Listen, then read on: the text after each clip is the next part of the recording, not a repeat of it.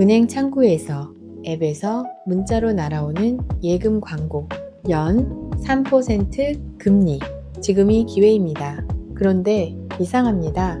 미국 기준금리는 3.5, 3.75%로 두 번 연속 동결됐고 한국 기준금리도 2.5%로 작년 5월 이후 꿈쩍도 않고 있는데 왜 당신의 예금이자는 슬금슬금 내려가고 있을까요? 더 이상한 건 대출이자는 여전히 4%대, 높으면 6%대까지 붙는다는 겁니다. 오늘은 은행이 절대 먼저 말해주지 않는 금리 구조의 진짜 속사정을 풀어보겠습니다. 당신의 돈이 왜 제대로 안 늘고 있는지 지금부터 하나씩 짚어보겠습니다. 김 부장 56세, 내년이면 은퇴입니다. 퇴직금 3억 원, 안전하게 정기예금에 넣으려고 여러 은행 앱을 하나하나 켜봤습니다. 작년 11월만 해도 연 3% 가까이 주던 정기예금 금리가 올해 들어 2%대 초중반으로 주저앉아 있습니다. 4대 시중은행 기본금리 상단은 2.05%에서 2.9% 사이, 은행에 따라 1%피 가까이 차이가 납니다.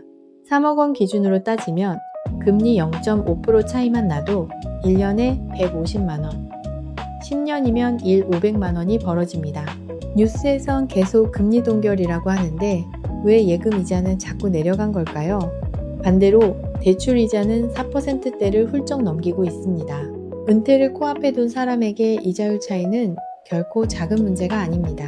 2026년 3월 18일 미국 연방준비제도 연준이 연방기금금리를 3.5, 3.75%로 두 번째 연속 동결했습니다. 연준의 점도표를 보면 올해 안에 한 차례 인하 정도를 예상하고 있지만 JP모건 같은 곳에서는 올해 인하 자체가 없을 거라는 전망도 나옵니다. 이란 전쟁에 따른 유가 불안까지 겹치면서 인상 가능성을 거론하는 시각도 일부 등장했습니다. 한국은행도 비슷한 상황입니다. 기준금리 2.5%, 지난해 5월 인하 이후 6차례 연속 같은 자리를 지키고 있습니다. 그런데 시중은행의 1년 만기 정기예금 금리 지금 얼마인지 아세요? 4대 시중은행 기본금리 상단은 2.05, 2.9%. 농협이 최근 3%대를 내놓긴 했지만 나머지 대형 은행들은 아직 2%대에 머물러 있습니다. 작년 11월에 3%대를 줬던 것과 비교하면 분명히 내려간 겁니다.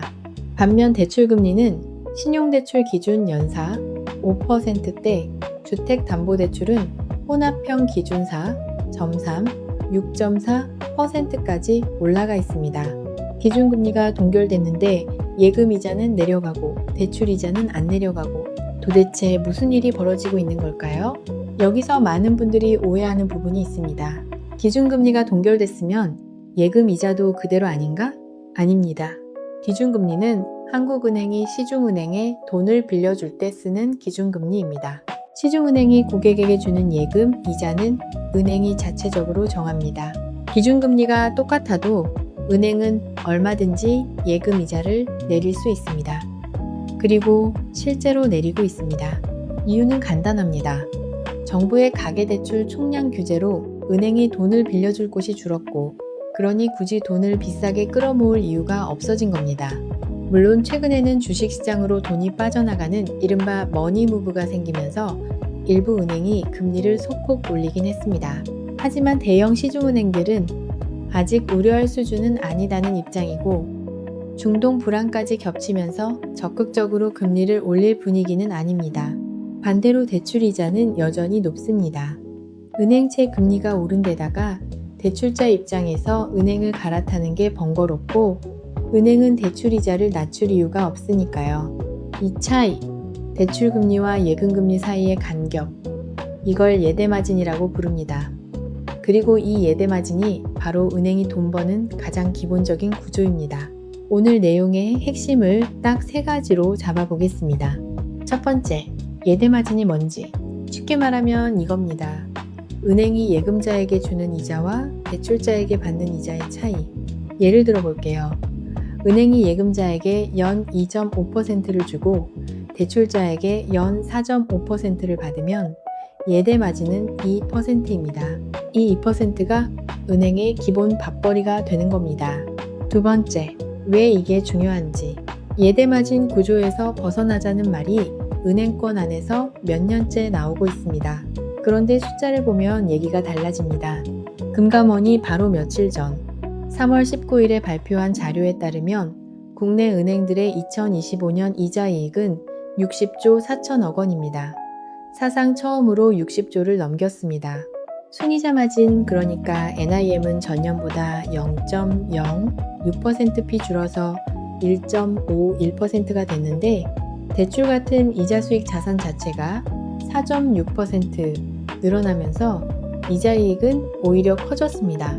거기에 외환 파생 관련 이익이 4천억 원에서 6조 2천억 원으로 뛴 덕에 전체 당기순이익은 24조 1천억 원, 전년보다 8.2% 늘어난 역대 최대 실적입니다. NIM이 좀 줄었다고 해도 이자이익이 60조를 넘기는 구조, 예대 마진이 여전히 은행 수익의 뼈대라는 뜻입니다. 세 번째, 예금자는 왜 양쪽에서 손해를 보는지. 예대 마진이 클수록 은행한테는 좋고 예금자는 두 군데서 동시에 까입니다. 하나는 물가입니다. 2026년 들어 한국 소비자 물가 상승률은 전년 대비 2% 수준입니다. 예금 이자가 2.5%라고 치면 물가를 빼고 나면 실질로 남는 건 0.5% 뿐입니다. 다른 하나는 세금입니다. 예금 이자에는 이자 소득세 15.4%가 붙습니다. 연 2.5% 이자를 받으면 세후 실수령은 약 2.11%. 여기서 물가 2%를 빼면 실질 수익은 0.1% 남짓입니다. 광고에서 보는 숫자와 실제로 내 손에 남는 숫자는 완전히 다른 이야기입니다. 문제는 우리가 숫자보다 감각으로 먼저 판단한다는 겁니다. 연 3% 금리라는 문구를 보면 뭔가 괜찮을 것 같은 느낌이 먼저 옵니다. 하지만 실제로는 세금 떼고 물가 빼고 나면 손에 남는 게 거의 없을 수 있습니다. 행동 경제학에서는 이걸 명목 착각, 머니 일루션이라고 합니다. 숫자의 크기에만 반응하고 실제 구매력 변화를 놓치는 현상입니다. 또 하나 있습니다. 주식은 무서우니까 예금이 안전하지. 원금을 잃을 위험은 낮습니다. 맞습니다. 하지만 구매력은 다른 문제입니다. 10년 뒤에 그 돈으로 살 수 있는 게 지금보다 줄어 있을 수 있습니다. 안전하다고 생각한 예금이 조용히 구매력을 갉아먹고 있을 수 있다는 건 의외로 많은 분들이 놓치는 부분입니다. 그럼 이제 상황별로 대응 방향을 나눠보겠습니다. 유형 1. 은퇴 예정이거나 이미 은퇴하신 분. 안정성이 중요한 건 맞습니다. 하지만 예금만으로는 물가를 이기기 어렵습니다. 정기 예금 비중을 70% 이하로 조절하고 나머지 30%는 물가를 따라가는 자산으로 분산하는 걸 고려해 보세요. 물가 연동국채, 배당주, 리츠가 대표적입니다. 예금은 은행당 1억 원 이하로 나눠서 예금자 보호 한도를 최대한 활용하시고 ISA 계좌나 세금 우대 저축으로 세금도 줄이세요. 유형이 30, 40대 직장인. 시간이 있습니다. 그 시간이 지금 가진 가장 강력한 무기입니다. 예금은 비상금 6개월치 정도만 유지하고 나머지는 인덱스 펀드, 연금저축, IRP 쪽으로 가져가세요. 만약 대출 금리가 4% 이상이라면 투자보다 상환을 먼저 따져보는 게 나을 수 있습니다. 변동금리 대출이 있다면 지금 고정금리 전환을 한번 검토해볼 타이밍입니다. 유형 3. 자영업자나 프리랜서. 수입이 들쑥날쑥하다면 현금 확보가 최우선입니다. 예금 비중을 50% 이상 유지하되 한 은행에 몰아두지 말고 분산하세요. 나머지는 단기 채권형 펀드나 MMF처럼 필요할 때 바로 뺄 수 있는 상품으로 돌리세요. 대출이 있다면 저금리 갈아타기 기회를 꾸준히 보시고 신용관리도 함께 챙기세요. 신용 등급이 곧 금리에 직결됩니다. 유형 4. 20대 사회초년생. 지금 가진 가장 큰 무기는 시간입니다. 예금은 비상금 3개월 치면 됩니다. 나머지는 장기 투자로 돌리세요. 연금저축, SP500 인덱스 펀드, 예금 이자 0.5% 차이에 고민하는 것보다 투자 수익률 5% 차이가 수십 년 뒤에 비교할 수 없이 큰 결과를 만듭니다. 지금 시작하면 30년 뒤 복리의 힘은 상상 이상입니다. 자, 이번 주 안에 바로 할 수 있는 것들 정리해 드리겠습니다. 하나, 내 예금 이자율 확인. 지금 바로 은행 앱을 열어서 현재 적용 금리를 확인하세요. 다른 은행과 비교하고 카카오뱅크, 토스뱅크, K뱅크 같은 인터넷 전문 은행도 꼭 보세요. 지금 기준으로 시중은행보다 기본금리가 0.5, 1%피가량 높은 경우가 많습니다. 둘, 예금자 보호 한도 체크. 한 은행에 1억 원 넘게 넣어두셨다면 지금 당장 나누세요. 2025년 9월 1일부터 예금자 보호 한도가 5천만 원에서 1억 원으로 올랐습니다. 이 한도 안에서 최대한 분산하는 게 기본입니다. 셋, 세금 우대 상품 활용 여부 점검. ISA 계좌를 아직 안 만드셨다면 이번 주에 한번 알아보세요. 이자 소득세 15.4%를 줄이는 가장 현실적인 방법입니다. 그리고 오늘 바로 해볼 것 2가지. 변동금리 대출이 있다면 고정금리 전환을 진지하게 따져보세요. 금리 방향이 불투명한 지금 미리 고정시키는 게 보험이 됩니다.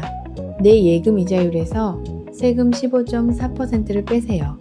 거기서 물가 상승률 2%를 다시 빼세요. 남는 숫자가 진짜 내 실질 수익입니다. 마이너스가 나온다면 자산 배분을 다시 생각해봐야 할 신호입니다. 마지막으로 이것만 기억하세요. 은행 광고에 나오는 최고 금리는 모든 우대 조건을 전부 충족했을 때의 숫자입니다. 기본금리와 우대금리 반드시 따로 확인하세요. 그리고 만기 자동 연장 시 금리는 가입할 때 금리가 아니라 만기 시점 금리로 새로 적용됩니다. 이거 모르고 넘어가면 꽤 큰 차이가 생깁니다. 경제 뉴스는 멀리서 보면 그냥 숫자고 뉴스인데 가까이 들여다보면 결국 내 통장 이야기입니다. 미국 연준이 금리를 또 동결했다는 뉴스는 결국 당신의 예금이자가 줄어드는 현실과 조용히 연결되어 있습니다. 은행은 이걸 먼저 알려주지 않습니다. 하지만 숫자는 숨기지 못합니다. 지금 당장 내 예금이자를 확인해보세요. 세금 떼고 물가 빼고 나면 얼마가 남는지 직접 계산해보세요. 그리고 지금 내 자산 배분이 맞는 방향인지 한번 다시 들여다보세요. 안전해 보이는 예금이 사실은 당신의 구매력을 조용히 깎고 있을 수 있습니다. 앞으로도 이런 금융 흐름의 변화가 있을 때마다 항상 당신의 돈 입장에서 먼저 풀어드리겠습니다. 구독과 좋아요, 알림 설정 부탁드립니다. 당신의 돈을 지키는 첫걸음, 지금 시작하세요.